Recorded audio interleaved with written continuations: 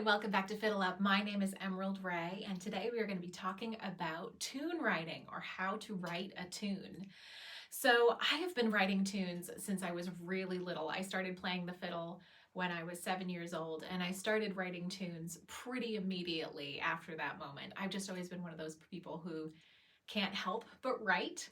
And getting into Scottish music was so great for me because writing is so much of a part of Scottish fiddle culture and Scottish music in general, that it was just a great place for me to be because I could totally unleash my creativity all of the time. And so, if you're a very creative person who likes to write tunes all the time, I would thoroughly suggest you get into, a good creative space, whether that's not just Scottish music, but if you're playing Irish music, old time, bluegrass, any of those other styles where things tend to be a little bit more standardized, then just find a space within that space where you can totally be yourself and express yourself, because I think that's incredibly important as a musician of any level. So if you're feeling that creative fire, then go for it. I'm going to be going through 5 steps that you should definitely take into consideration as you're writing your tunes. And these are just some guidelines as you are thinking about writing, or maybe trying to get a little bit more structure around how you're writing your tunes already. Then hopefully these will be a little bit helpful for you. So the first thing you want to think about is, what is your method of capturing what you're writing? So a lot of people will sit down with a pen and paper and write the tunes out, like on staff paper. But then there's a lot of people who write by just making a recording, whether that's a phone recording or some people write straight into their computer and some kind of recording thing. If you have a tape recorder in your house still, if you're really old school and analog, then I would highly recommend doing whatever feels like the right the right capturing device and the right era and the right the right method for you, for sure. You want to make sure that whatever you're doing is enhancing your creativity and not fighting against it. So if you're a sit down and write everything out on the paper kind of person, if you're a fiddle and paper person, then that's great. If you're just, fiddle straight into the recorder, then that's absolutely fine too. Whatever works for you. So the next thing you want to think about is, what is your idea for this piece of music? So you don't have to start with an idea, but it's always a good place to start. It's generally where music starts anyway. And so it's all about being prepared for when that idea is going to come to you, because in general, that idea, in my experience, is going to strike you at probably the most inconvenient moment. Ideas tend to happen for me a lot when I'm driving in the car, or when I'm, doing chores and cleaning my house. And it all has to do with if I'm listening to a new record and I suddenly get inspired and my brain goes, blah, blah, blah, okay, I have an idea that's based on something I just heard. And sometimes you wake up first thing in the morning and something's in your head. And so you're going to have a little musical idea. And whether that is a little couple of bars, a chord progression, maybe even a whole part of a tune, or some people say they wake up in the morning and have a whole tune in their head. I mean, those people are unicorns. Most of us have to hammer and chisel at it just a little bit more than that. But if you're one of those people who wakes up with the whole tune in your head, good on you.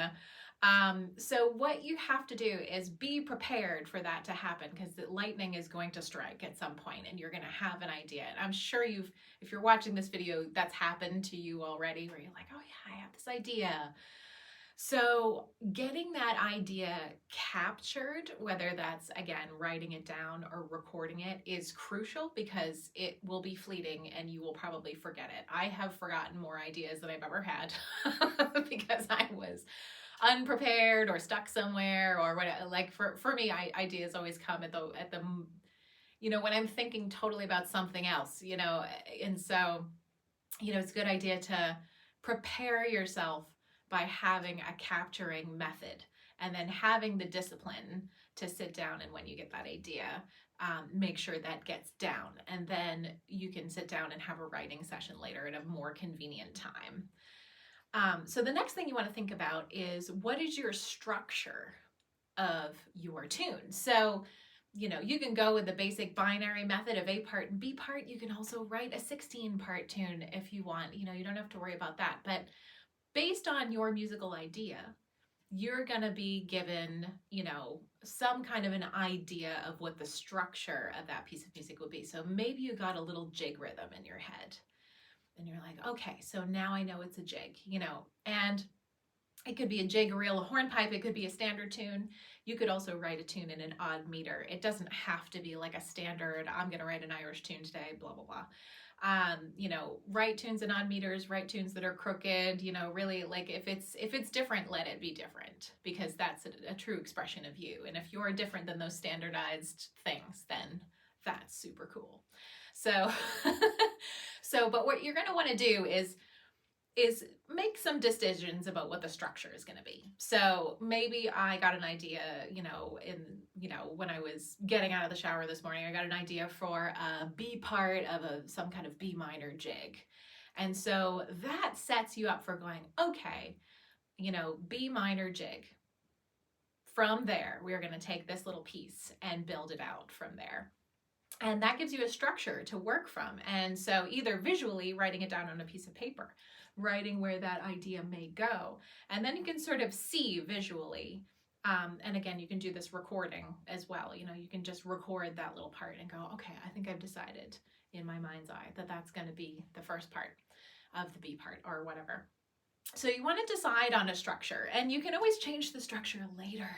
So you want to just set some restrictions for yourself and, say, okay, I'm going to write a B minor jig. I'm going to write it in 3 parts. And then sit down and write. And if the mood changes you later and you go, you know what, I think I'm going to do 4 parts, and I think the last 2 parts are going to be in a totally different key. You can just let the creative force take you over and change it later. But starting with that framework and making some decisions about, okay, what is this thing going to be, really helps you to get the tune from idea to a finished product. So adding that little structure is a really great way to just sort of hone it in, because you're going to kind of capture this idea, and then you're going to have to do some crafting to get it there. And that is the next thing we're going to talk about. We're going to talk about the craft. So this is where the rubber meets the road when it comes to writing tunes, because we have all had ideas. Even people who don't play any instrument at all, will come up to me and say, hey, I have this idea for a song or a tune or something like that. And I want to give you this idea, but it's kind of like everybody has their own ideas. And often if you're not going to sit down and do the work of having the idea go through to completion, it's probably not going to happen. Now, if you hired somebody like me to do a commission piece, then that's totally different. I've done that before, and that's actually really fun to take somebody's idea and ask them all about it, and actually, sort of, in a professional situation, take somebody else's idea and do the work of the completion process. But that kind of commission work is very different. It's very rare. So if you're in the space of writing tunes, you're gonna have to figure out your own system of crafting this tune into a whole completed tune. So everybody has their own way of doing this, and it takes a lot of trial and error. And I am not of the mind that you have to have a whole composition degree. I have a composition degree, but you don't have to have that, honestly.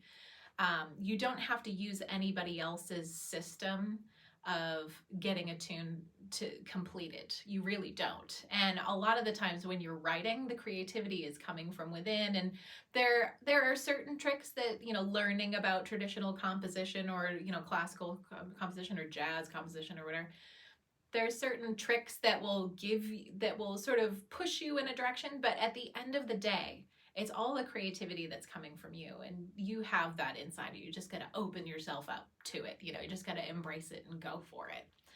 So, but in general, there are some things that are good to have in a tune. So if you're looking to, write an A part of a tune into a B part of a tune, it's good to have some kind of a general arc.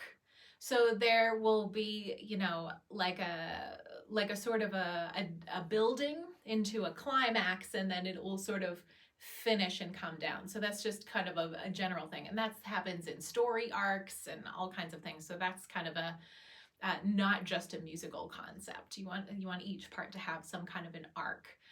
You want to make sure that your endings make sense, that the A part goes into the B part, or the A part repeats into the A part nicely.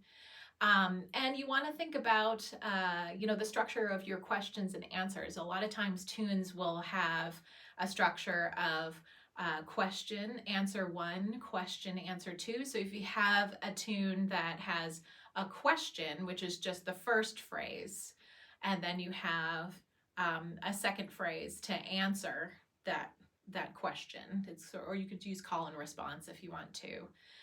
Then you have the question again, so you repeat phrase number one, and then you have the question number two. So that's the ending of that, and then you can kind of add a second ending and all that kind of thing. If you're confused about that question and answer topic, I would go back and watch any of my beginner fiddle course videos where I go through the question and answer thing to describe what's going on, and it's really easy to do. With those really slow tunes. And that's one of the methods I use to kind of explain to beginners how tunes work. So I would go, back to the beginning and watch that if you need more help on that. But that question answer thing is very common in tunes. Another thing that's really common in tunes is to have a melody and variation structure. So generally the A part of the tune will be some kind of more melodic, slightly more singable, sometimes not always. I mean, fiddle tunes and pipe tunes are pretty note heavy, note crazy. And especially, depending on what's going. But the A part will generally be a little bit more melodic. And a little bit more sing-songy sometimes. And the B part, C part, D part, however many variations we're going to have, will be more variation-like. They're a little bit more rhythmic. They're a little bit more driving. And they're written as sort of a counterpoint or a complement to the A part. So you'll notice this in tunes a lot, where it'd be kind of weird to have a more melodic B part.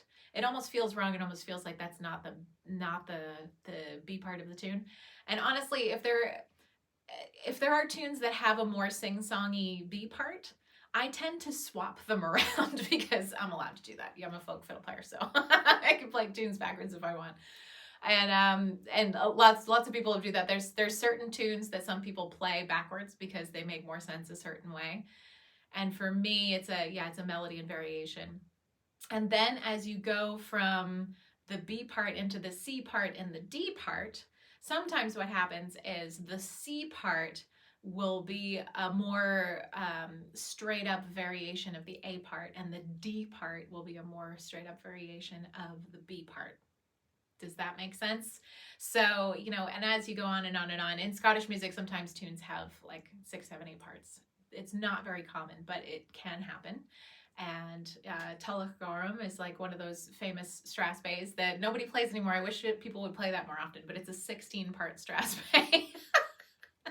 So it does happen. 3 and 4 part tunes are pretty common in Irish music, and old time as well. They sometimes have 3 and 4 parts.